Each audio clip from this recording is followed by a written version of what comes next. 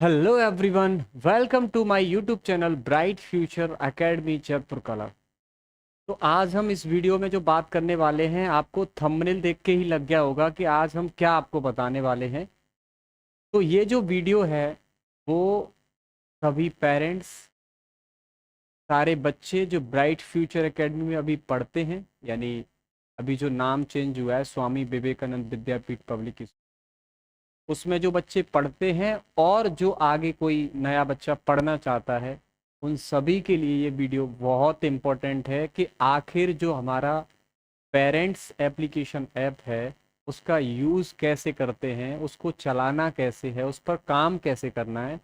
तो ये पेरेंट्स भी जान लेंगे क्योंकि पेरेंट्स के लिए भी बहुत ज़रूरी है और उनके बच्चों के लिए भी ज़रूरी है जो पढ़ रहे हैं, और जो पढ़ना चाहते हैं उन बच्चों के लिए भी ये वीडियो बहुत इम्पोर्टेंट होने वाला है। ठीक है, तो चलिए ज़्यादा टाइम हम वेस्ट नहीं करते हैं, हम बात करते हैं कि इस ऐप को यूज़ कैसे। ठीक है, तो पहला काम है कि आप प्ले स्टोर पर जाकर, प्ले स्टोर जो आपकी आईडी होती है या प्ले स्टोर जो ऐप है आपके में, उस ऐप पर जाकर आपको सबसे पहले सर्च करना है sky bot parent. Sky bot space देकर पेरेंट, इस तरह का आपको आइकन दिखेगा। उसको सबसे पहले आपको इंस्टॉल करना है। ठीक है, इंस्टॉल करने के बाद जैसे ही आप उसे अगर ओपन करेंगे तो ओपन करने पे कुछ ऐसी स्क्रीन आपको नज़र आएगी। तो उसमें सबसे पहले आपको डालनी पड़ेगी लॉगिन आईडी और उसके बाद आपको पासवर्ड। लॉगिन आईडी जो है वो बच्चों को, यानी लॉगिन आईडी और पासवर्ड दोनों ही बच्चों को दे दिए गए हैं जो पढ़ते हैं। ठीक है, तो सबसे बड़ी खासियत ये है कि इस ऐप को आप, बच्चे जो हैं, बच्चों का अगर अलग फ़ोन है तो बच्चे भी ओपन कर सकते हैं, बच्चों के पेरेंट्स भी ओपन कर सकते हैं, यानी दो तीन आराम से दो तीन फ़ोनों में भी कर सकते हैं। ठीक है, मम्मी भी करें, पापा भी करें और बच्चा भी करे। ठीक है, इसके बाद आपकी लॉगिन आईडी और पासवर्ड आपको दे दिए गए हैं, वो आपको यहाँ पे डालना है। लॉगिन आईडी में क्या होता है कि BFA, उसके बाद आपका हो सकता है आपका मोबाइल नंबर हो या कोई सीरियल नंबर जो हमने डिसाइड किया वो हो सकता है। BFA यहाँ पे जो है, चाहे वो आप कैपिटल डालो चाहे वो आप स्मॉल डालो, इससे कोई फर्क नहीं पड़ेगा। ठीक है, लेकिन पासवर्ड जो है, सारे बच्चों के जो पासवर्ड है वो सारे के सारे कैपिटल लेटर हैं। क्या है? कैपिटल लेटर हैं, तो आपको कैपिटल लेटर ही डालना है। ठीक है, तो आईडी पासवर्ड डालने के बाद, आईडी पासवर्ड डालने के बाद इसके बाद आपको यहां से लॉगिन करना है।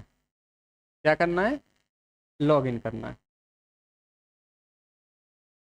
तो जैसे ही आप इसे लॉगिन करेंगे, यानी आईडी और पासवर्ड डालने के बाद लॉगिन करेंगे इसे, उसके बाद ऐसा कुछ प्रीफेस या ऐसा कुछ आपको आइकन्स दिखेंगे। ठीक है, तो यहाँ पे दिख जाएगा हे वैष्णवी 7th स्टैंडर्ड ए, यानी वैष्णवी नाम की लड़की है, वो 7th स्टैंडर्ड ए यानी 7th क्लास के सेक्शन ए में पढ़ती है। यहाँ अपने स्कूल का जो है वो लोगो आ जाएगा। ठीक है, इसके बाद, इसके बाद वैष्णवी का यहाँ पे आपको फोटो भी दिख रहा होगा, छोटा सा दिख रहा होगा। तो इस फोटो पे अगर आप क्लिक करेंगे, इस फोटो पे आप क्लिक करेंगे तो आप देख रहे हैं कि दो नाम आ रहे हैं, वैष्णवी और विशाल। हमारे ऐप में खासियत ये है कि अगर कोई दो भाई बहन हैं या दो से ज़्यादा भाई बहन हैं तो सबका आईडी पासवर्ड सेम रहेगा, यानी एक के नाम से अगर आप ओपन करेंगे तो बाकी सारे नाम आपको लिस्ट में दिखा देंगे। ये हमने सेटलमेंट पहले से ही किया हुआ है। ठीक है, कैसे किया हुआ है कि जैसे ही मैंने वैष्णवी पे क्लिक किया उसके बाद लिस्ट आ गई वैष्णवी और विशाल। विशाल वैष्णवी का भाई है, यानी ये दोनों सिबलिंग्स हैं। ठीक है, तो अगर मैं वैष्णवी पे, अब मान लो किसी के चार भाई होते तो चारों की लिस्ट यहाँ पे आती। समझ में आ रही इतनी बात? तो वैष्णवी के में अगर मैं क्लिक करूंगा तो वैष्णवी का ही डाटा आएगा फिर, यानी होमवर्क से लेके, टाइम टेबल से लेके, अटेंडेंस से लेके सब कुछ वैष्णवी के बारे में ही आएगा। लेकिन अगर हम यहाँ पर बीचों बीच में विशाल पे अगर क्लिक करेंगे, विशाल पे अगर क्लिक करेंगे तो फिर विशाल के बारे में ही पूरा डाटा ओपन होगा, विशाल की ही डेट शीट आएगी, विशाल का ही टाइम टेबल आएगा, विशाल का ही होमवर्क आएगा। बात समझ में आ रही है? यानी जिस पे आप क्लिक करेंगे उसका ही डाटा पूरा ओपन होके आएगा। ठीक है, चलिए तो सबसे पहले हम वैष्णवी के बारे में ही बात कर लेते हैं। तो कुछ ऐसे चीजें हैं जो कॉमन रहेंगी, जैसे अबाउट स्कूल है, तो ऐसा थोड़ी कि एक ही दोनों बच्चे या तीन बच्चे उसी स्कूल में पढ़ रहे हैं तो स्कूल के बारे में इंफॉर्मेशन तो बदल नहीं सकती। ऐसा नहीं है कि वो उसके नाम का स्कूल कोई और हो जाएगा, दूसरे के नाम का कोई और हो जाएगा। तो जैसे आप अबाउट स्कूल में जाएंगे तो अबाउट स्कूल में आपको ये सब देखने को मिल जाएगा, नेम क्या है, प्रिंसिपल नेम क्या है, ये कोऑर्डिनेटर नेम क्या है, ये सब कुछ आपको मिल जाएगा। उसके बाद कुछ प्रोफाइल फोटोज़ वगैरह मिल जाएंगे। ठीक है, ये तो सब कॉमन है।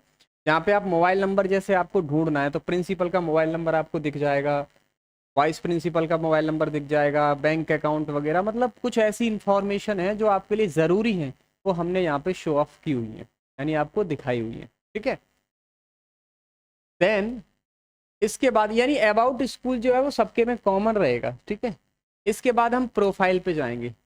तो प्रोफाइल पे जब हम जाते हैं तो यहाँ पर आप देख रहे हैं कि जो फीस डिटेल्ड है, अप्रैल की 1000 रुपये बकाया है।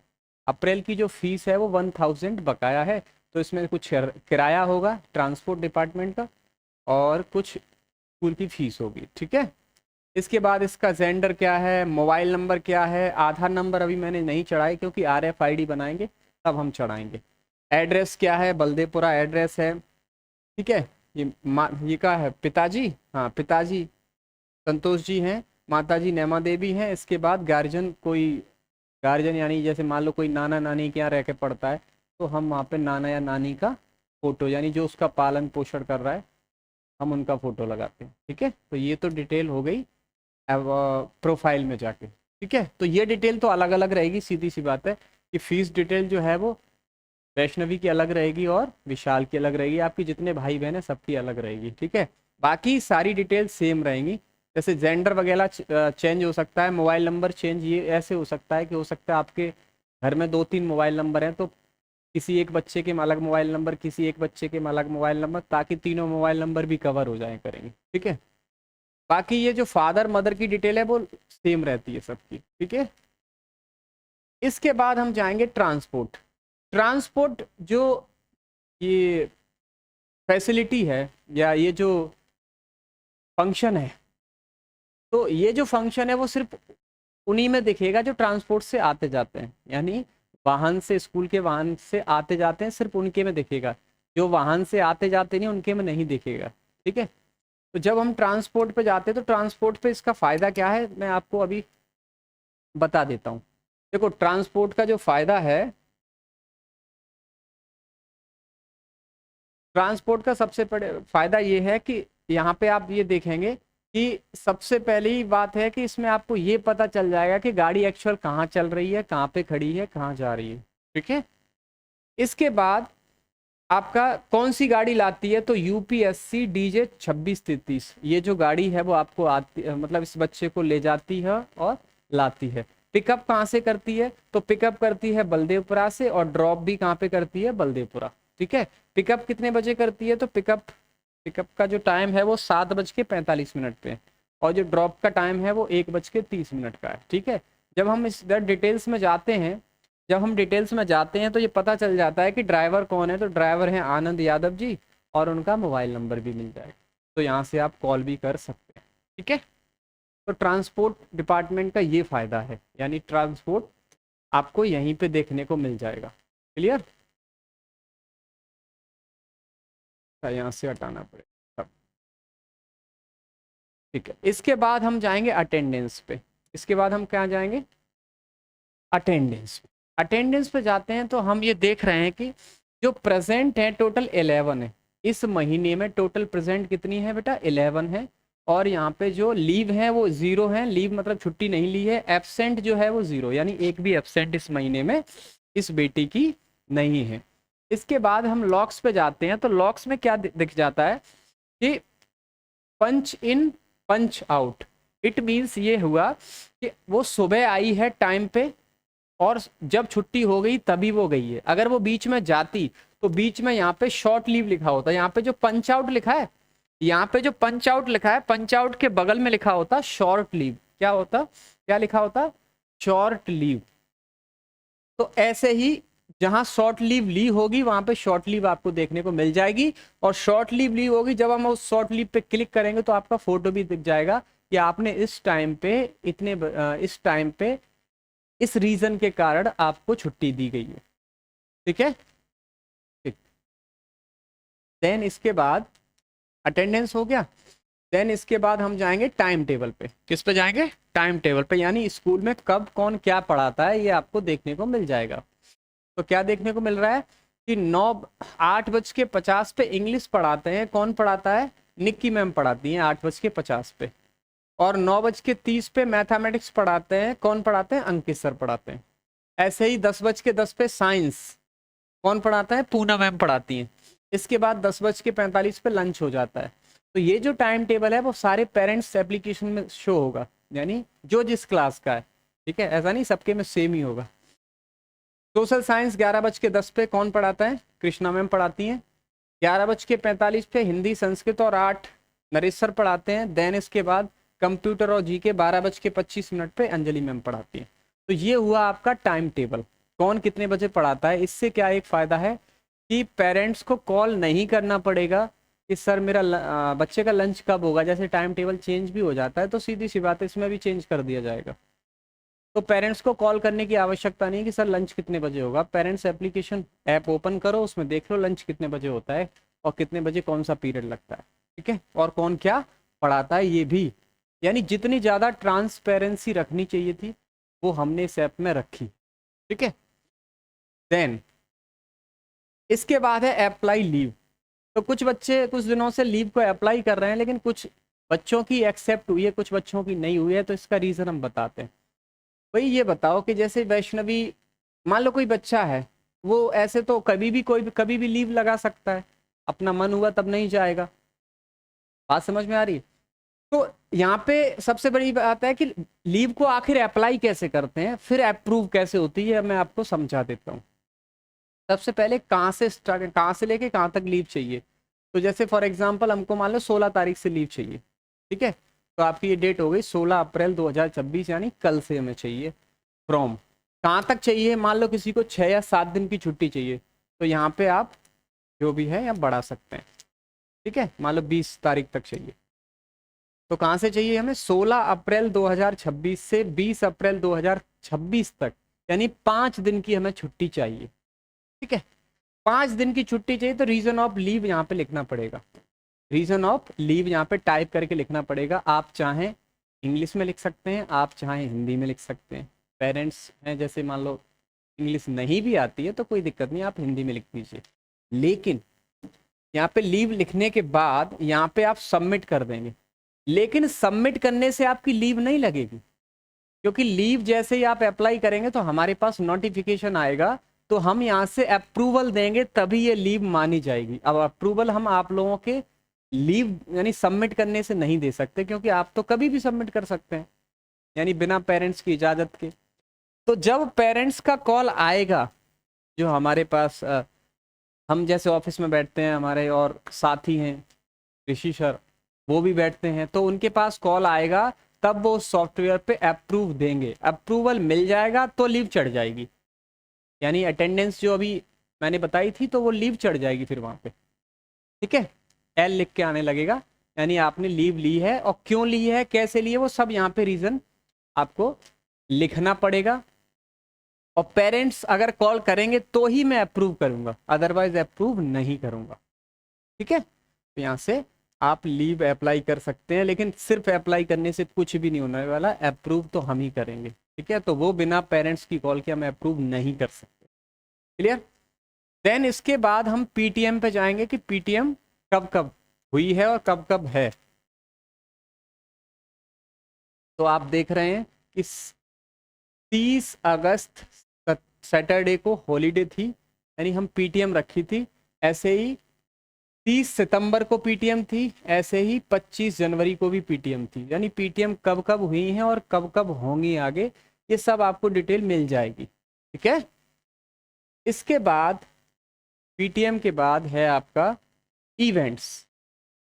इवेंट्स मीन्स कि स्कूल में कब कब क्या क्या होगा, लीव कब कब होंगी, ये सारी चीज़ें हैं। जैसे 14 अप्रैल को अम्बेडकर जयंती है, 18 अप्रैल को गुड फ्राइडे है, इसके बाद समर वैकेशन लग जाएंगी, उसके बाद स्कूल रीओपन होगा, मुहर्रम, गुरु पूर्णिमा, ये सब आपको लिस्ट मिल जाएगी। यानी हम जैसे आपको चढ़ा देंगे पूरे साल का कैलेंडर, तो वो आपको देखने को मिल जाएगा।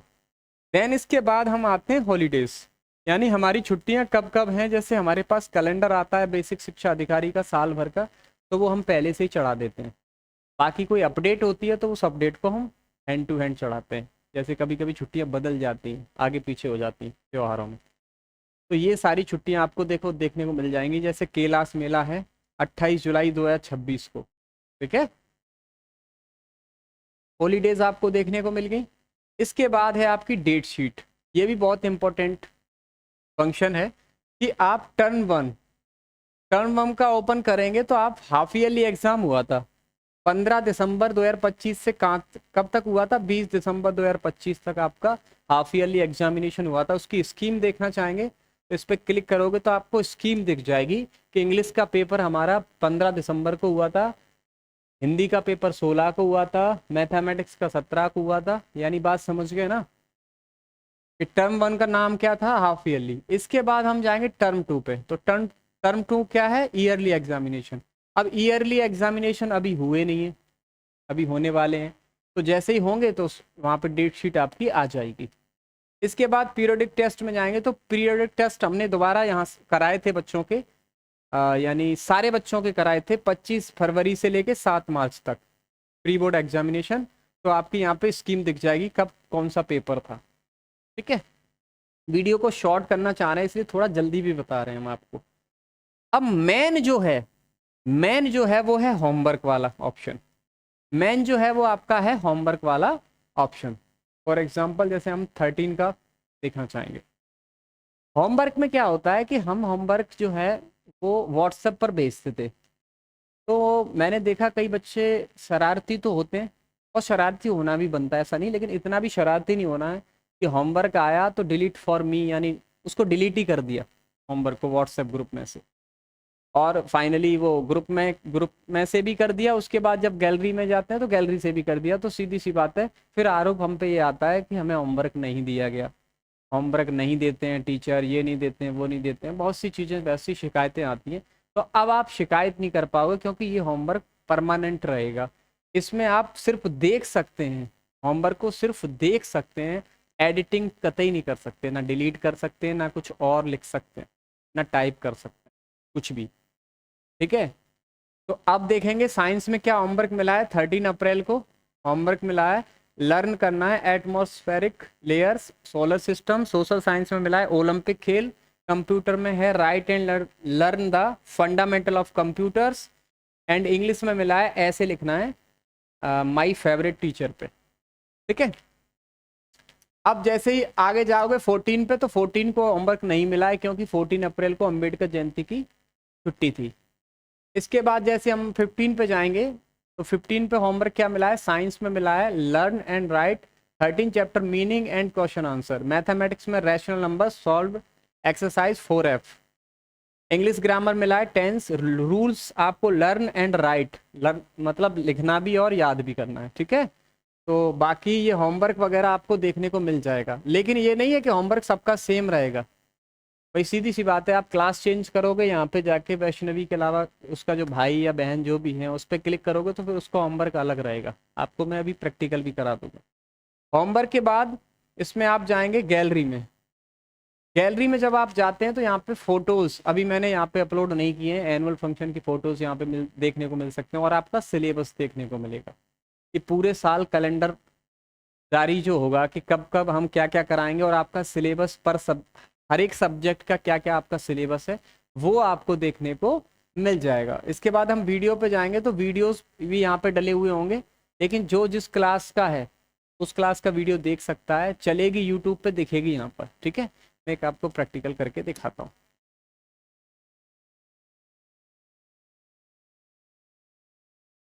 मैं ये आपको प्रैक्टिकल दिखा रहा हूँ कि वीडियोस यहाँ पे चलेंगी यूट्यूब पे, शो यहाँ पे होंगी, ठीक है। ये देखिए क्योंकि यहाँ पे स्क्रीन का जो लेआउट है वो अलग है, मोबाइल से थोड़ा अलग है, तो लेकिन वीडियो तो आपको चलता हुआ दिख रहा होगा, ठीक है। तो आपके मोबाइल में एकदम साफ दिखेगा, ठीक है। तो अब यहाँ से अगर मैं विशाल के पे जाऊंगा, सीधी सी बात है, तो विशाल का क्लिक करूंगा, बीचों बीच में क्लिक होना है, तो बीच बीच में क्लिक करके विशाल के पे जाऊंगा, तो सीधी सी बात है विशाल का जो होमवर्क है वो अलग रहेगा। देख लो यहाँ पे जाके, ये देखो एनवायरमेंटल ईवीएस में आपको होमवर्क मिलेगा, 1 page handwriting, draw a diagram, diagram draw करना है अर्थ का, टेस्ट ऑफ डिविजिबिलिटी आपको मैथमेटिक्स में मिला है, वर्ब मिला है इंग्लिश ग्रामर में, और हिंदी में निबंध लेखन, खेलकूद का महत्व क्या है, ये सब चीज़ अलग मिला कि नहीं मिला। तो सीधी सी बात है, इससे पहले आप 13 पे जाओगे तो वहाँ पे अलग मिलेगा, देखो ईवीएस में अलग मिला है, इंग्लिश ग्रामर में अलग मिला है, और हिंदी में अलग मिला है। यानी जिस पे आप क्लिक करोगे उसी का डाटा पूरा ओपन होके आएगा। उम्मीद करता हूँ कि मैंने थोड़ा जल्दी आपको समझाया है, जल्दी इसलिए भी समझाया वीडियो की लेंथ ज़्यादा हो जाती। तो आप लोगों को क्या समझना है, जो मैंने भी समझाया वो आपको गौर से देखना है और समझना है, और साथ ही साथ प्रैक्टिकल भी करना है। एक मोबाइल में आप वीडियो देख लो, और एक और अगर आपके पास मोबाइल अवेलेबल है उसका साथ ही साथ में प्रैक्टिकल करके चलो। बशर्ते ध्यान ये रखना है आईडी पासवर्ड जो आपको दिए गए हैं वो शेयर भी नहीं करने किसी से, ठीक है। बाई चांस शेयर हो जाते हैं तो आप मुझसे बोल के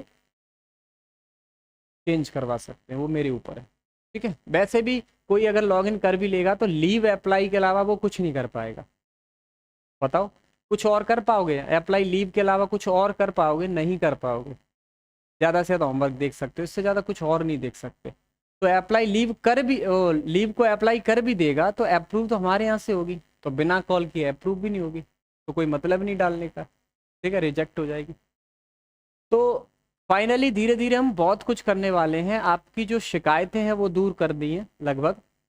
और ये हमने जो ऐप इसलिए बनवाया है, हमने सारे टीचरों ने मेहनत इसलिए की है कि जो शिकायतें होती हैं पेरेंट्स की, उन शिकायतों को एकदम ट्रांसपेरेंट रखना चाहते हैं।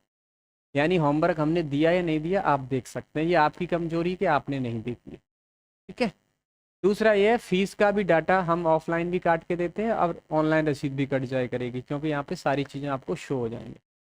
तो धीरे धीरे आप देखते जाओ कि हम क्या क्या करने वाले हैं। बशर्ते यह है कि कुछ अभी हमें साथ नहीं मिल पा रहा है, कुछ सही से कुछ लोगों का साथ नहीं मिल पा रहा है, या बोल सकते हैं अभी थोड़ा अकेले पर लोड ज़्यादा है, तो काम का लोड ज़्यादा है, तो हो सकता है कुछ गलतियां भी हो रही हूँ। लेकिन 3 साल के अनुभव को धीरे धीरे करके मैं झोंक रहा हूँ, एक्सपेरिमेंट कर रहा हूँ। जो भी हमने 3 साल में अनुभव किया, जो भी हमने कमियां या खामियां जो भी हमने देखी या नज़र आई, हमने उसको दूर करने का धीरे धीरे प्रयास कर रहे हैं। और हमेशा टीचर अच्छा वही है जो हमेशा अपने आप को अपडेट करता रहे, प्रयास करता रहे बच्चों के लिए, ठीक है। तो फाइनली इस वीडियो में इतना ही, नेक्स्ट वीडियो में बाद में मिलते हैं, तब तक के लिए टाटा बाय बाय।